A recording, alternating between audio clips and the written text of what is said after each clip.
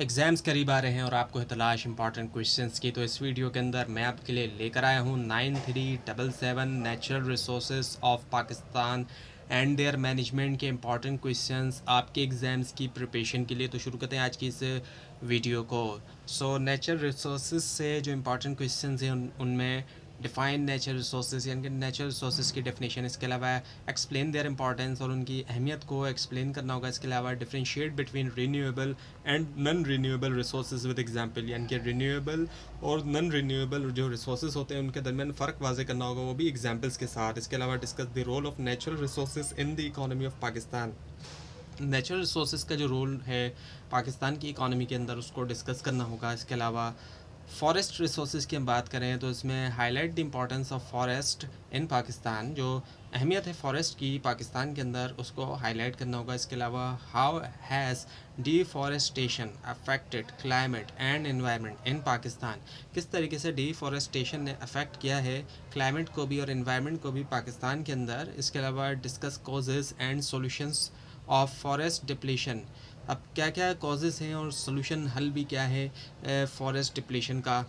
Water resource की बात करें रिसोर्सेज की तो explain the importance and management of water resources in Pakistan, explain करें अहमियत भी और जो मैनेजमेंट है वाटर रिसोर्सेज की पाकिस्तान के अंदर। इसके अलावा discuss major water problems faced by Pakistan, अब कौन सी मेजर जो बड़ी जो वाटर प्रॉब्लम्स पाकिस्तान में फ़ेस की गई।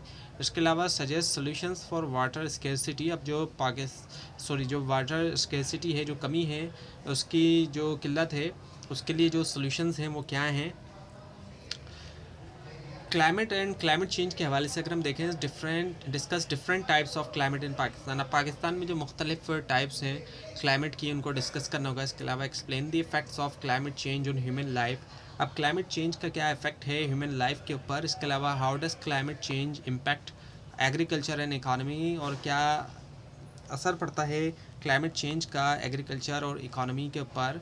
सॉइल एंड एग्रीकल्चर की बात करें तो इसमें explain the process of soil formation, explain करना होगा प्रोसेस जो सॉइल फॉर्मेशन का है। इसके अलावा discuss the importance of agriculture in Pakistan economy, अहमियत जो है एग्रीकल्चर की पाकिस्तान इकानमी के अंदर उसको डिस्कस करना होगा। इसके अलावा what problems does agriculture sector face, suggest solutions, किस तरह की प्रॉब्लम एग्रीकल्चर सेक्टर फेस करता है इसके सॉल्यूशंस बताने होंगे। इसके अलावा मिनरल रिसोर्सेज की बात करें, define mineral resources and discuss major minerals of Pakistan, definition देना होगी मिनरल रिसोर्सेज की और डिस्कस करना होगा जो मेजर मिनरल्स हैं पाकिस्तान के। इसके अलावा explain management of mineral resources in Pakistan, explain करना होगा जो मैनेजमेंट है मिनरल रिसोर्सेज की पाकिस्तान के अंदर। अब अदर नेचुरल रिसोर्सेज की बात करें तो discuss the importance of fisheries in Pakistan, अहमियत क्या है फ़िशरीज़ की पाकिस्तान के अंदर, जो इसको डिस्कस करना होगा। इसके अलावा explain the role of mountains as natural resources, अब माउंटेन्स जो है पहाड़ जो है इनका जो रोल है नेचुरल रिसोर्सेज के तौर पर उसको एक्सप्लेन करना होगा। इसके अलावा सस्टेनेबल डेवलपमेंट की बात करें so what is sustainable development, sustainable development क्या है एंड एक्सप्लेन इट्स